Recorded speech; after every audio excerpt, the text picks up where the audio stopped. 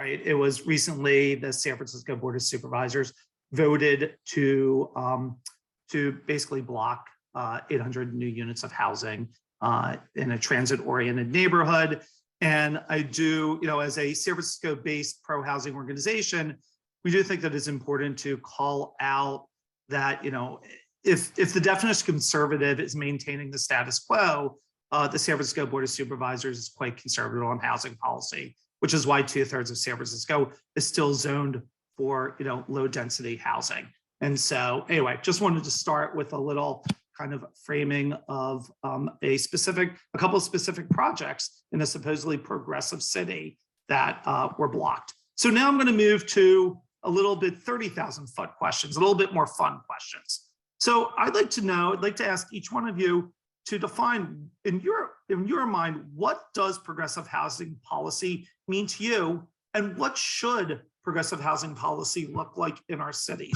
And I'm gonna start with you, Courtney, if that is okay. Sure. Well, when I think about progressive housing policy, I think about us shifting to a mindset where we think about housing as really an essential part of human existence. It's, to me, no different than food, water, oxygen. Without housing security, your life expectancy is greatly impacted.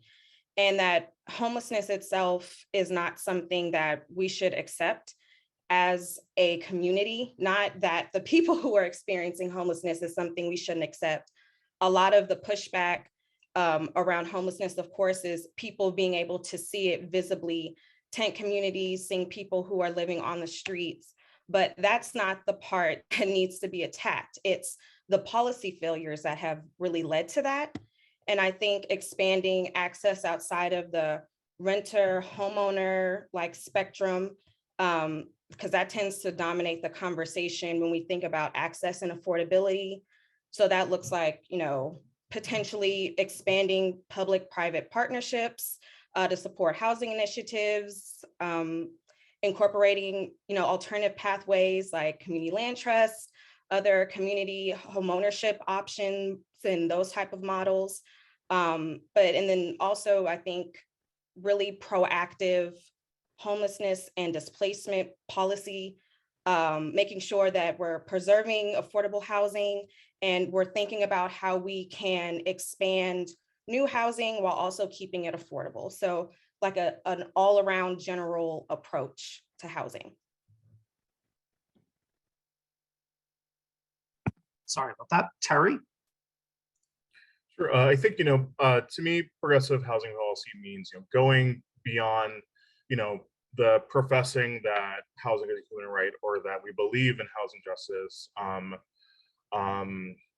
We all agree that affordable housing is needed and is a priority, but moving beyond the acknowledgement of these ideas to really looking at the laws we have on the books, repairing the harm done by the policies we've maintained. Like in Berkeley, for example, this is one small thing we did, our resolution to end exclusionary zoning, and really acknowledging that exclusionary zoning does come from a place of racial exclusion and economic exclusion, and that being one of the first steps towards really repairing the harm done by those policies. And then removing the structural barriers to the production of affordable housing, and implementing the 3 Ps with a strong lens on equity and justice. And I think in Berkeley we have such a strong legacy of fair housing and rent control, and it's great that we have folks who fought for those things. It doesn't mean that those fights are over. It doesn't mean that we get to just rest on our reputation while we continue to undermine the actual advancing of fair housing. And also, it's not, rent control is great, but also we need to ensure that people are living in units that are habitable and that are well maintained, and that people who are low income are not being exploited.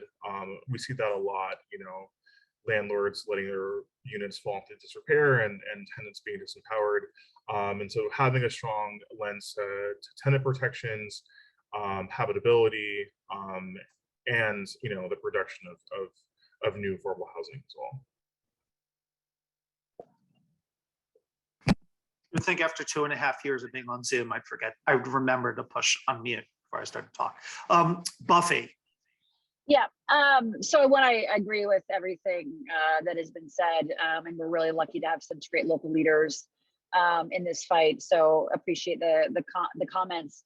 You know, when I think about progressive housing policy, I think first of all, what does progressive mean? Well, progressive means progress, making progress on these issues, which means willing to work with diverse stakeholders to actually achieve our goal, which should be making sure that people are housed and they're housed in quality homes and they have economic security in that housing.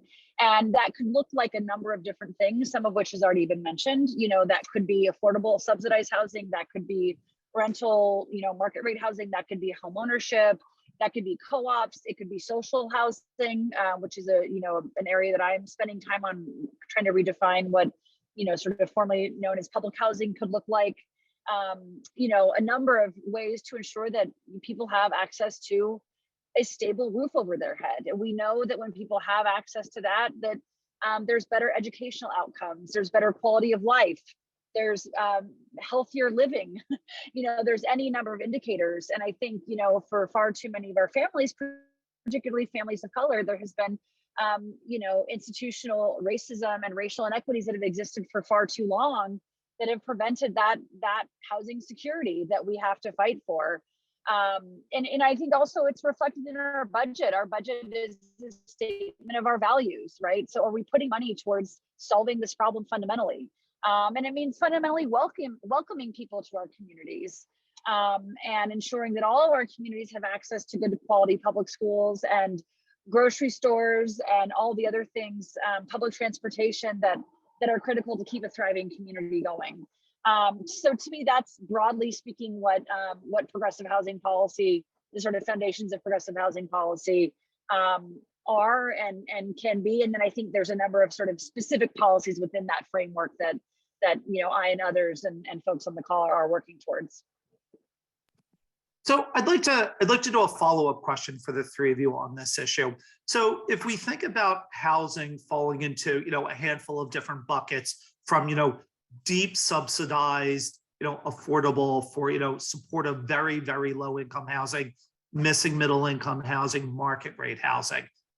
In your minds, what is the role of these different buckets of housing to form a progressive housing policy? Is there what is the, at a 30,000 foot level, what is the appropriate mix of these things? I'm going to do this in reverse order. I'm going to start with you, Buffy.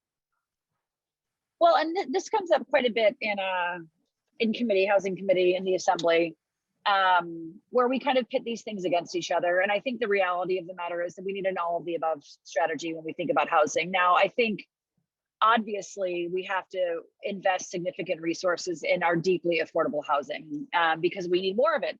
We just did a tour across the state. I was with about 30 of my colleagues. We went everywhere from Concord to Oakland to Salinas to Fresno, Inland Empire, Orange County, San Diego, Los Angeles, looking at the challenges and opportunities. And, you had a lot of, cabin communities that have popped up to help really get folks off the streets, get them the services that they need. But then the challenge is, where do folks go when there is no long-term permanent supportive housing? There is not enough subsidized housing for very low income people, no income people and low income people.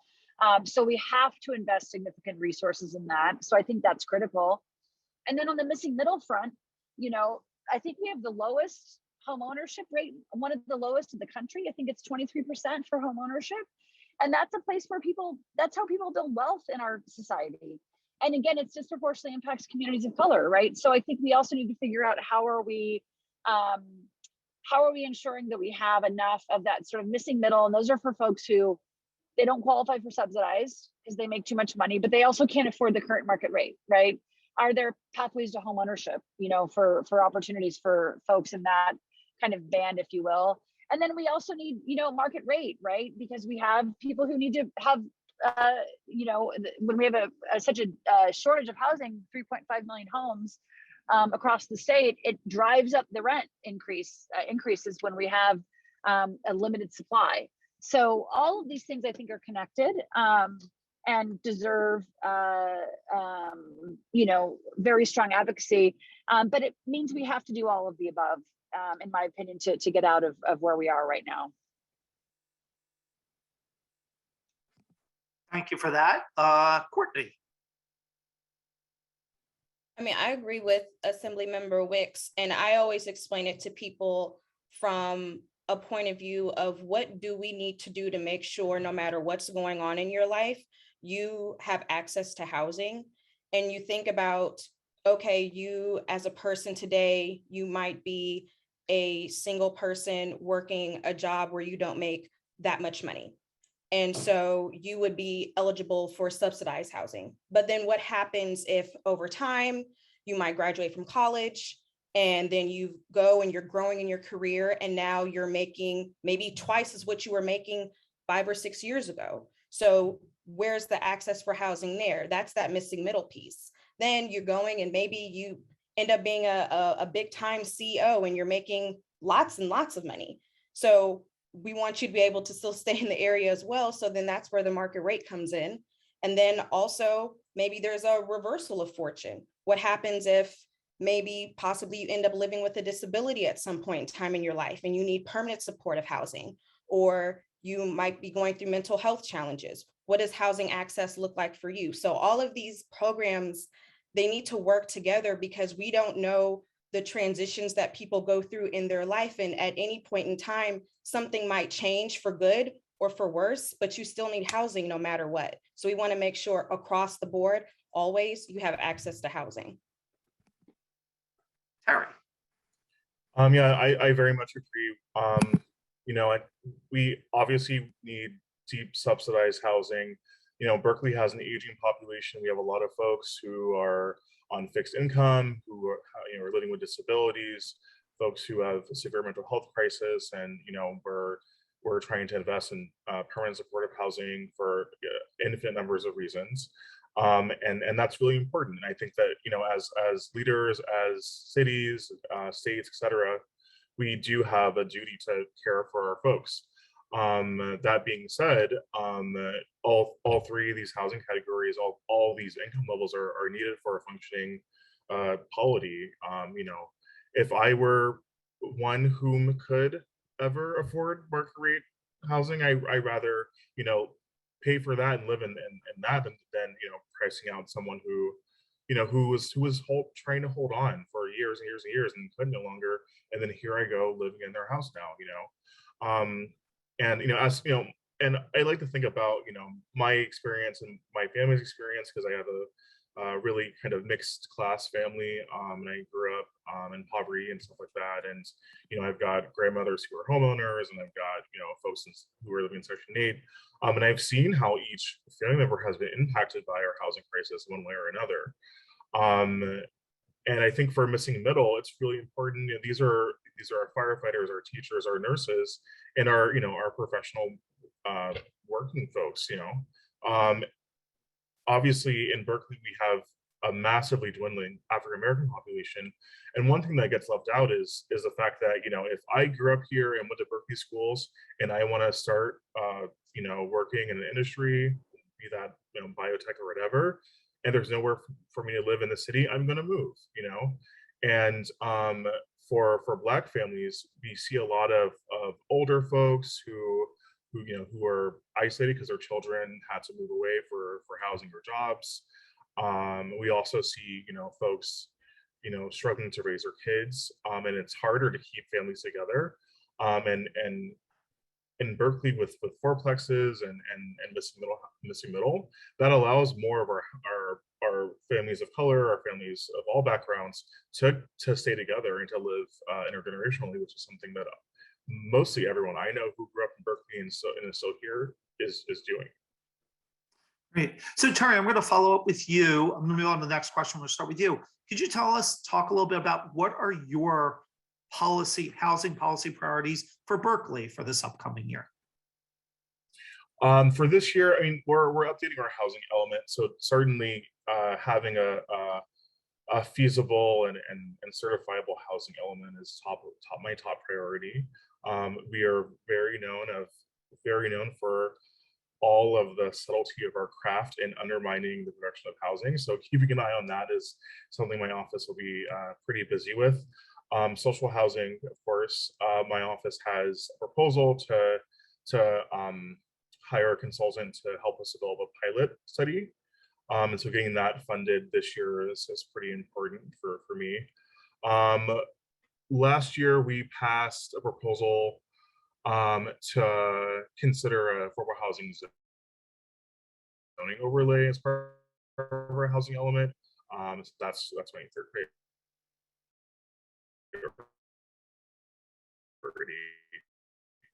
This would allow for tenants whose landlords are performing construction that would basically require the tenants to have to relocate.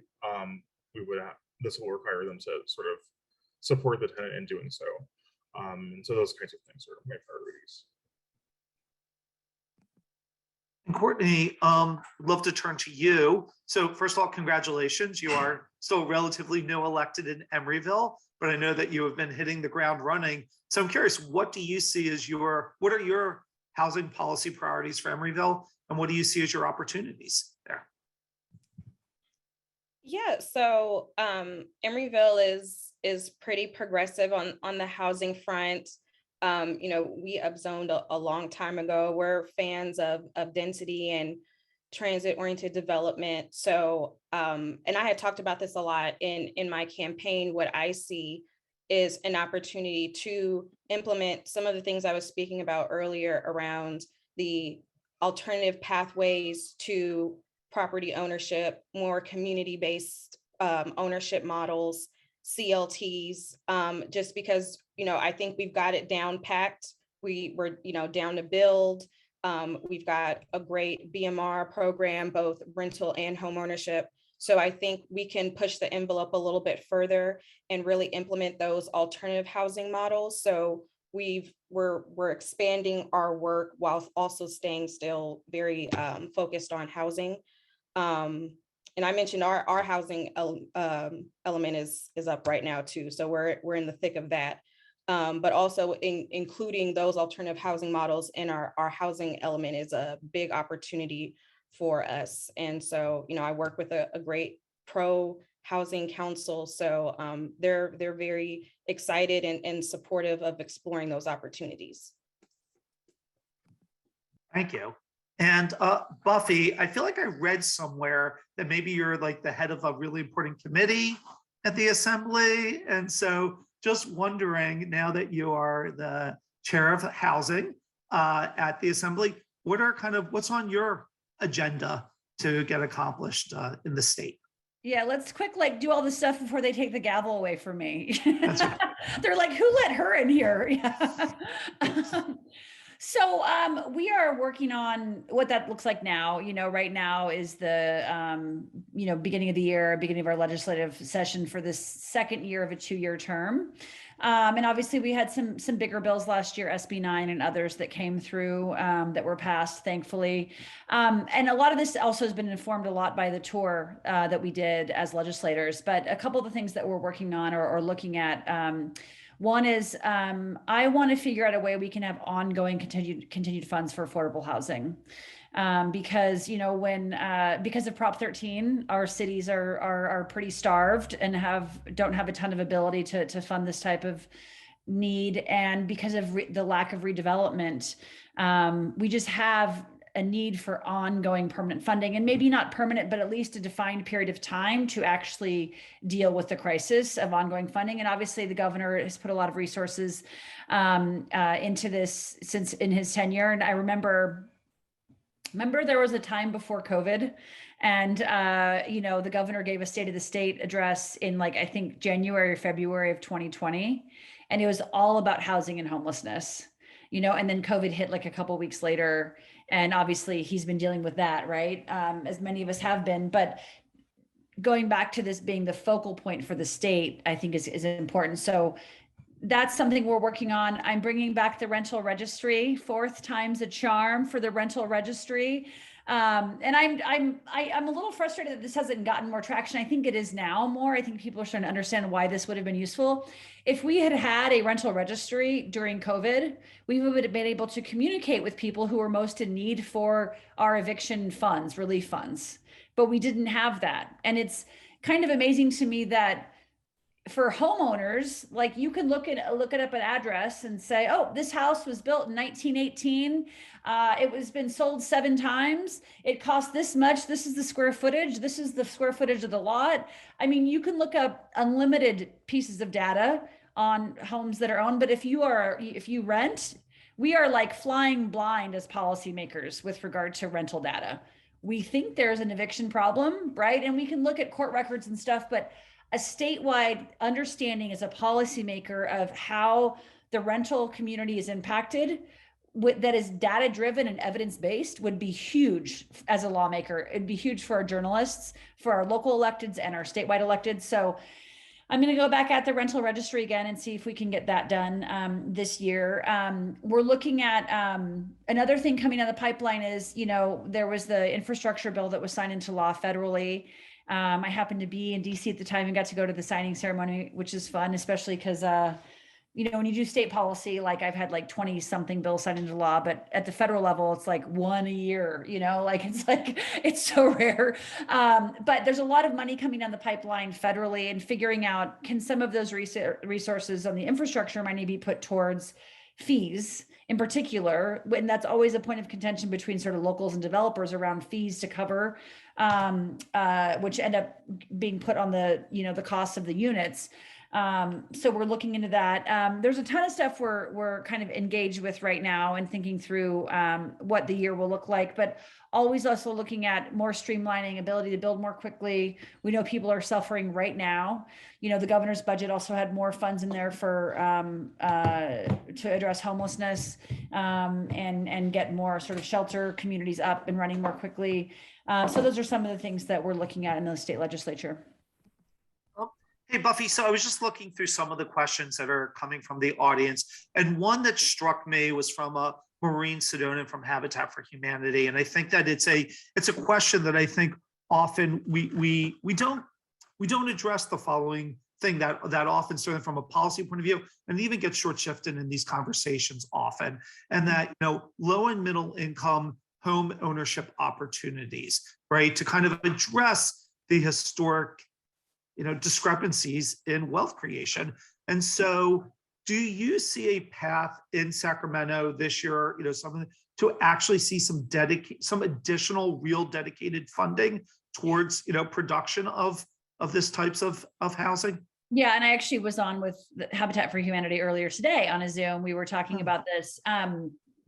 And I will say, I've only been in the legislature. This is now starting my 4th year. So I don't have the longest institutional knowledge here, but I will say in my time, this is the most we've ever really focused on it as a legislature. And a lot of it, I think, was because of the housing tour and the fact that our rates are so low for home ownership, and the fact that disproportionately it's communities of color that are left out of the wealth creation, right, and equity creation. So I do think there's a lot more focus on it this year than I've ever seen before. There's a number of my colleagues who are trying to figure this out in the Senate and the Assembly. And so I am hopeful that there's a moment in time right now where we can actually think through how do we actually create more both funds for homeownership, but also are there other things that we can do from a public policy point of view that would open up more homes on the production side? And, one of the things that has come to our attention quite a bit is this sort of 10-year liability issue. And so that you have developers that don't want to build units for sale as condos because of that 10-year liability window. If there's a way that as a state, we can figure out how to address that. And obviously we still need the liability sort of protections, if you will, but if there's a role that the state can play to free up that might increase more condos on the market quickly, right? To have more supply for people to buy. So there's other things we're looking at. And I do think, we're in a unique moment right now on this issue that's sort of, it's reaching a bit of a fever pitch amongst me and my colleagues. So I'm cautiously optimistic. Yeah, I mean, this is an issue that we as an organization, the Housing Action Coalition, we are certainly willing to put our shoulder into. So if there are opportunities that you can think that it would be helpful for us to weigh in, please keep that in mind. That we care very deeply. All right, Terry, I was wondering if you'd be willing to talk a little bit about your work that you're doing around the housing element.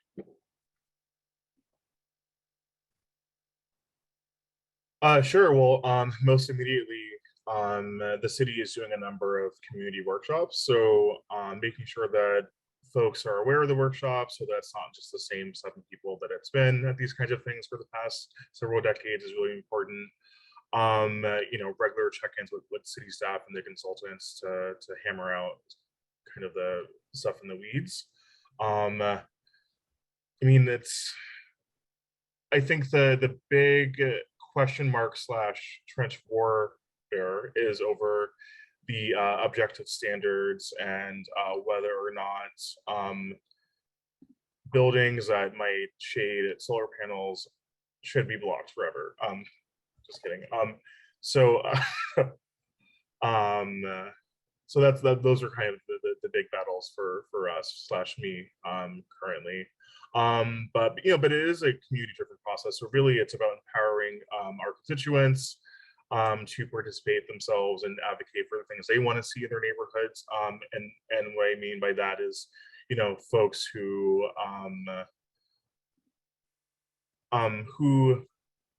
you can't control what anyone will say, but I get the sense that the folks who are keying into my housing work are pretty pro-housing, so I definitely make sure they know that they are welcome at those meetings. I'll say that. Thank you. And Courtney, you may not know much about the Housing Action Coalition yet, but one of the things that we like to do is sprinkle a little bit of politics into our housing conversation. And so we were wondering if you'd be willing to talk about, either give advice or talk about your experience of running for council as a pretty explicitly on a pro-housing platform. How did that go for you?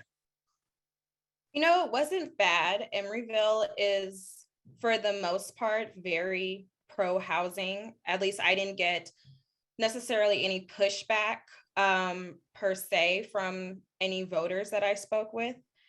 But if I could give some advice, because I did not receive any pushback, I understand that a lot of folks throughout the region might be. As we've seen, there's, all throughout the state, even pro-housing candidates are now potentially facing recalls, and, there's the potential ballot measure to reverse SB 9 and all of that drama. So what I would encourage candidates to discuss how housing has more impact on the community beyond the immediate obvious point of it being shelter, right? You have housing, then you're not experiencing homelessness. That's great. And then people think that's a lot of times where it starts and ends. And if you aren't necessarily rent burdened, or you're not experiencing housing insecurity, or you've never experienced that, or you're not in housing advocacy, you don't think about all the other issues that are exacerbated by housing unaffordability, like the economy is a big one. Our workforce, if people can't live here, they will not work here.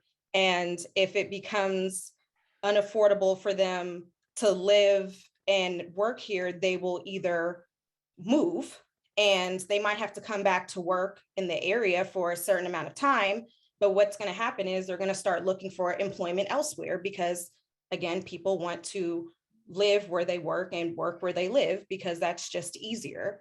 Also, option 2 is they leave the job or they leave the field entirely. And then we have an employment shortage. We have a worker shortage. And we see that now, and it's been impacted a lot by COVID, but we were actually already on that path a long time ago. Really what comes to mind is like with educators.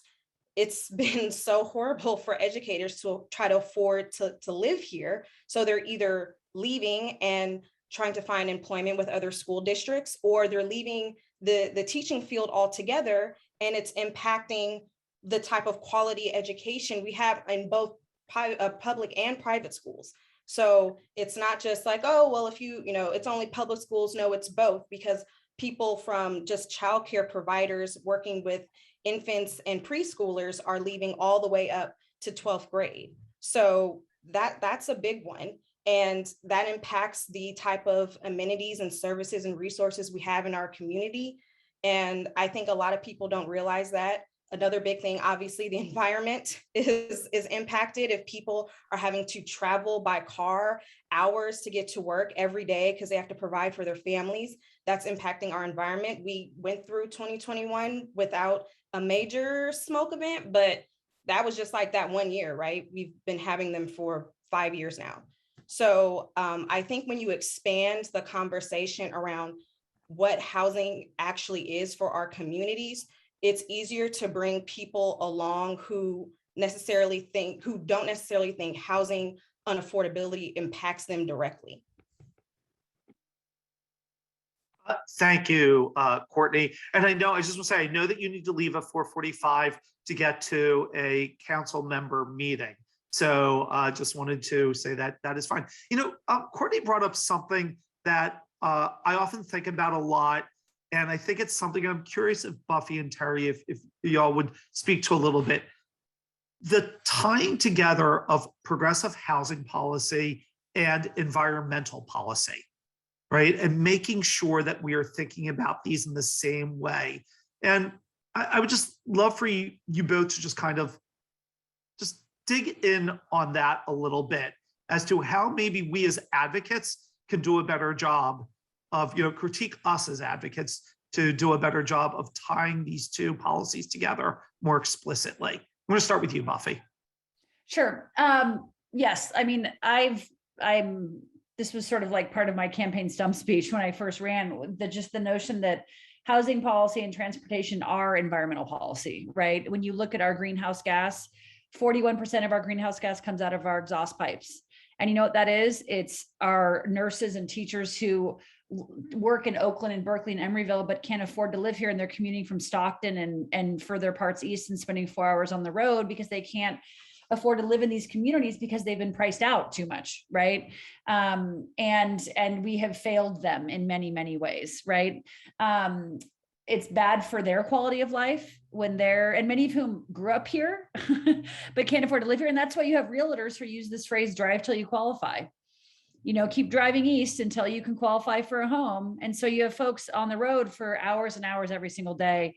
So it's a big problem. I was happy to see the governor's budget tie these pieces together more explicitly.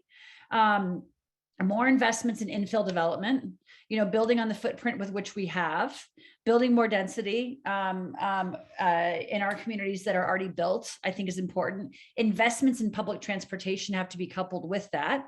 We can't build all the housing unless we also have the investments in public transportation. But I use the example of Rockridge all the time, which is where I live. It's pretty exclusionary in Rockridge. I don't know if you noticed, but it is. And you stand on the Rockridge BART stop, you look across College Avenue, and that's where the Zachary's is, which we all know and love. And that is a 1-story building across the street from the BART. A BART that we as a society have decided to spend millions of dollars in, as we should, invest a lot of public resources. And yet we're not offering it to the whole public because it's all this single family zone.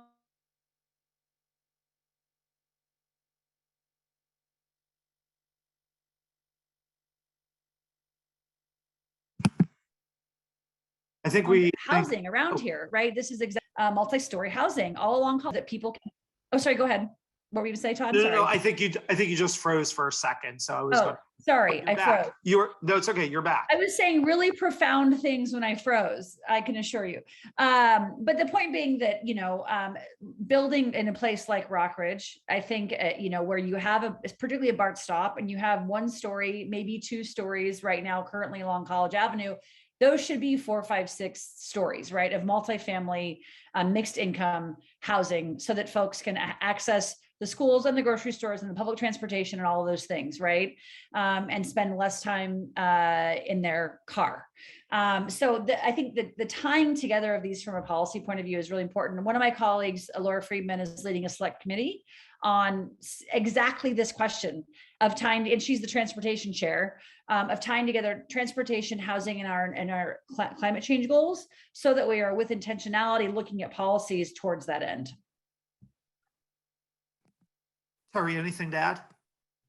I mean, that was great. I can't compete with that, but I think tying these things together is critical. I think in Berkeley and the other places as well, we have this idea that like climate action or environmentalism is this is the preservation of pristine open space.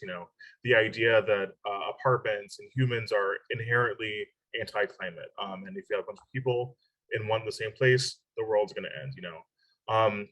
But we all know that investing in infill is one of the best things cities can do. We know that 60% of our carbon emissions in Berkeley come from transportation, and housing and transportation and infrastructure are all linked.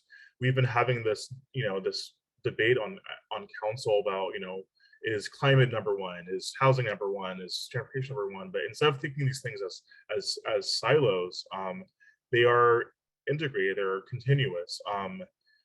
All these things are climate, and if we're really serious about advancing our climate action goals, serious about reducing emissions, serious about even increasing access to open space, we have to look at that from a lens of housing and transportation. And I think for activists, anytime you're engaged in a climate conversation, whether it's zero waste, whether it's energy, pivot to housing. Multifamily buildings are more sustainable than single family homes, and you can see that in how the waste is handled. We know that cities that have more walking and biking and transit are better than sprawl cities. And so so I think, like, as much as we can, pivoting to housing, pivoting to transit and transportation in these climate conversations is key. I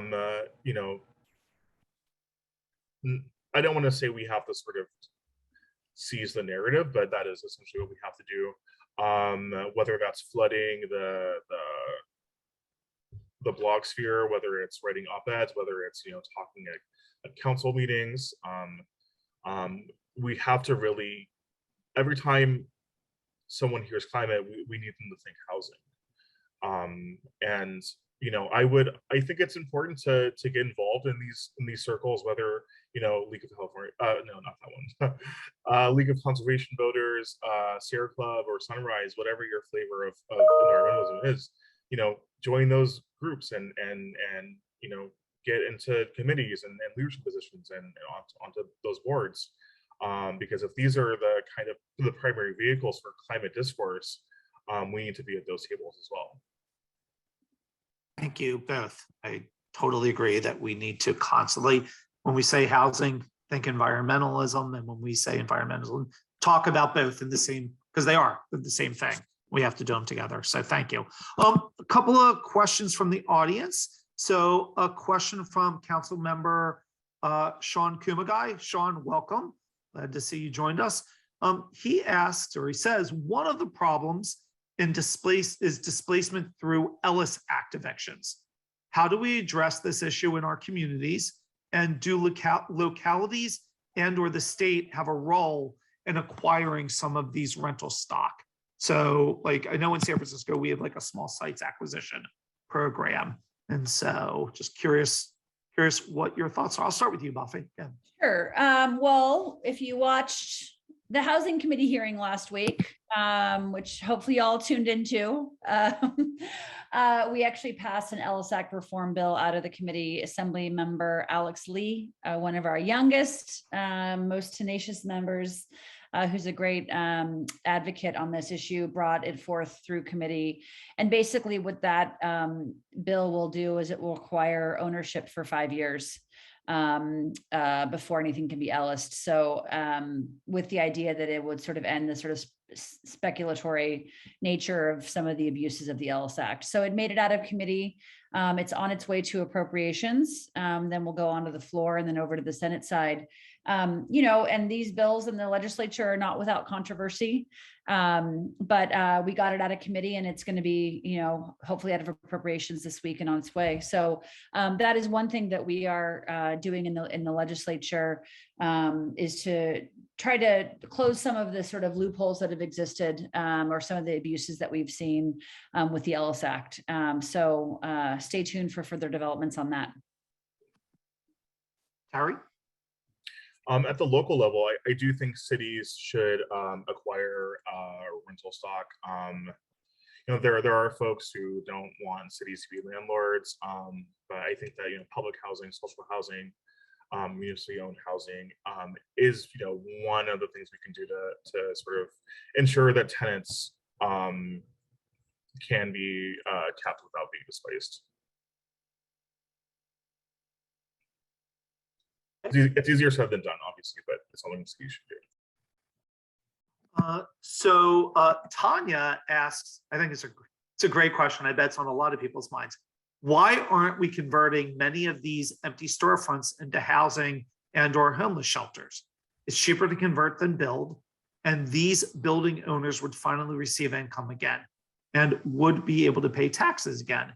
It seems like a win-win. She wants to know if she's missing something. Why don't we start with you, Terry? Switch it up. Sure. I mean, the primary barrier is zoning, and you know what uses are allowed in certain zones. We are in Berkeley looking at how to activate commercial ground floors as live work, as overall live work housing. But I think, yeah, it's you know, any kind of conversion that requires a change of use is a zoning issue ultimately, which will require reform and an action of a body. Or perhaps a piece of state legislation. Yeah, I mean, I think, as anyone knows, I've been a huge fan of zoning reform, and I think that's where the answer to this question lies. So I think it's definitely an opportunity for the state to engage more. And I know many of us are having those conversations. All right. So a question from Allie Gaylord from Mid-Penn Housing. She's bringing us back to a progressive question. So she wants to know, is rent control actually progressive when it's not means tested at all? She says she knows a couple that were both employed by big tech, living in a $3,000 a month, 3-bedroom rent controlled apartment in Hayes Valley in San Francisco. Is there a better system? So this seems like a really easy question. So I'm just going to start. I'm going to start with you, Buffy. I'll give you the easy one. Yeah, why don't you give me the easy questions about rent control, CEQA reform, Prop 13, and whatever else. Happy to take them on. Sure. Oh, and also building trades. Yeah. Well, yeah. Right. You've got 8 minutes left, so plenty of time to answer all these questions.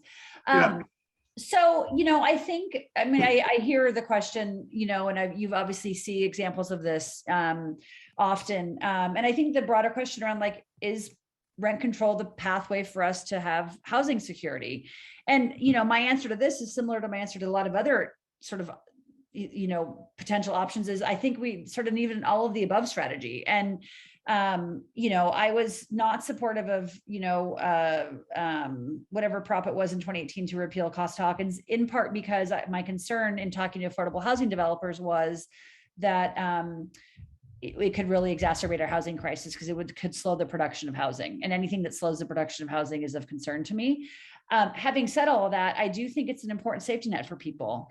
And we know that there are people that benefit from it, that have been able to stay in their homes because of it. Now, does it need to be refined? Potentially, but it is certainly for some individuals, very, very critical for their housing security. Harry? Yeah, I mean, this is tough. Rent control is one tool that I do think is important. I don't think it should be the only tool or the only strategy. I share the concerns around things that can slow the production of housing but I do wonder, for example, if someone does end up in a rent control unit, would they then this in regards to means testing, would they then have to worry whether if they took a job or if they got a raise they would lose their housing because it's means tested? I think so. I don't know whether, I doubt whether means testing would make rent control more progressive.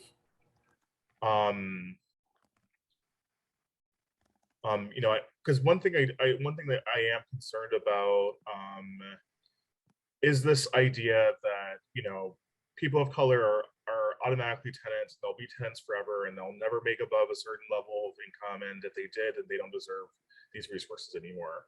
That idea doesn't sit well with me. That being said,